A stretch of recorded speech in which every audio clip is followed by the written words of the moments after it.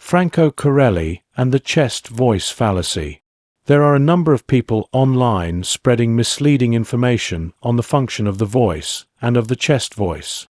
In this video, I will point out the fallacy being promoted by some voice experts of the concept of vocal fold thinning as the voice ascends the scale, and the corresponding concept connected to this being perpetuated of the lessening role of the chest function as the voice ascends the scale. It seems that some people have looked at scientific information on voice function and have come to a simplistic and incorrect conceptualization of vocal function. They use this understanding to shape the process of teaching singing function, which will have negative consequences on the voice student, as it shapes the perception of what a singer can do and what they cannot do, creating unnecessary limitations to the vocal student and to the concepts of good singing. They explain that as the voice ascends the scale, the vocal folds tilt and thin, and the chest function is minimalized or lessened to a great extent.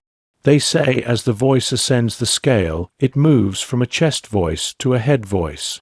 The analogy of a stretched elastic band has been given to demonstrate the vocal fold state as the voice ascends the scale. The vocal function is far more complicated than an elastic band. As stated in my videos, what is chest voice and what is head voice? It is quite clear that the participation of more or less chest voice in the sound is directly related to the intensity of sound or the volume of sound. The louder the sound is, the more coordinated and connected the voice will be, and vice versa. Therefore, the louder you sing, the more chest voice function will be employed, as seen in this clip with the great tenor Franco Corelli.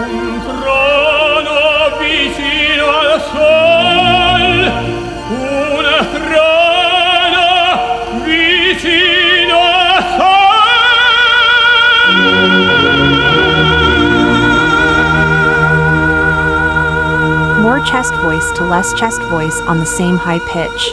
The vertical depth of the vocal folds gradually becomes less and less with the lessening of chest function participation.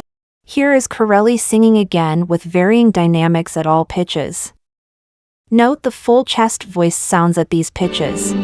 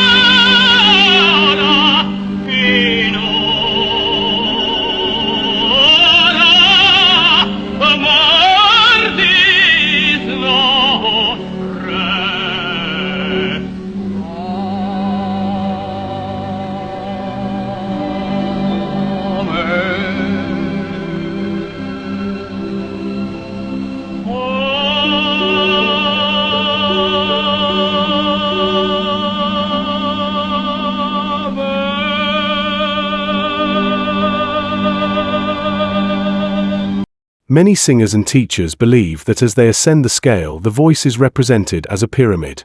Bigger, heavier to lighter, thinner. Or as an elastic band stretch.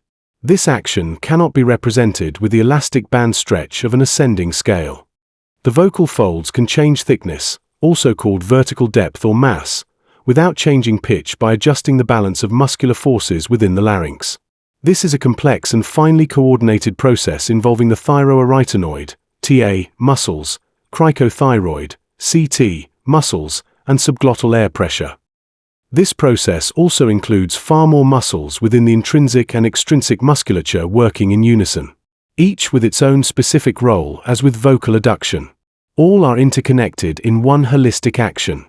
The conceptualization of the thinning process moving into a headier tone is instilled into the student and teacher's mind, causing the singer to directly manipulate the process, as this becomes the only possible outcome for ascending the scale.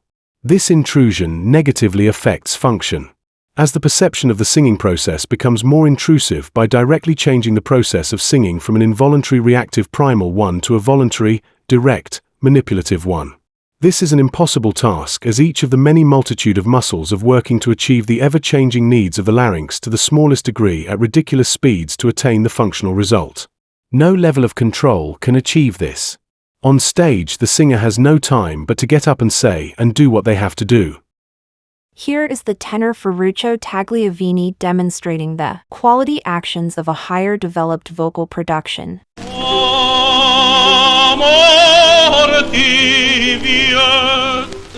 No, queste note 2/4 e poi l'attacco più piano, più dolce. Sì, è vero, è stupido, mi sbaglio sempre. Ricominciamo. Ma forse voi vi annoiate, signorina? Ma no, per carità, che discorsi. Su, riprendiamo.